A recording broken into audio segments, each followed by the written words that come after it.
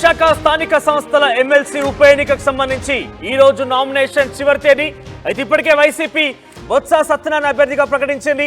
అయితే పూర్తిగా ఓటర్ల సంఖ్య 838గా ఉంటే దాంట్లో అత్యధికంగా తమ వైపే ఉన్నారంటూ వైసీపీ ధీమా వ్యక్తం చేస్తోంది. బొత్స సత్యనారాయణ గెలుపు ఖాయంగానే వారంతా కూడా భావిస్తున్నారు. అయితే ఈ నేపథ్యంలో ఒక బిగ్ బ్రేకింగ్ తెలుస్తోంది.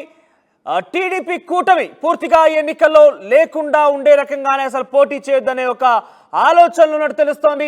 వారు పోటీకి దూరంగా ఉండాలని నిశ్చయించినట్టు తెలుస్తోంది. అయితే ఎమ్మెల్సీ ఎన్నికల్లో ఎక్కడ కూడా పోటీ చేయకుండా ఉండాలని చంద్రబాబు ఇప్పటికే పార్టీ నేతలకు సూచనలు చేసినట్టు తెలుస్తోంది.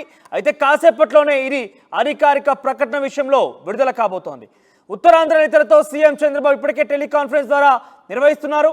ఈ సమావేశం తర్వాత నిర్ణయం ప్రకటించే అవకాశం కనబడుతోంది. ఒక్క సీటుతో పోతే నష్టమేమీ లేదన్నట్టు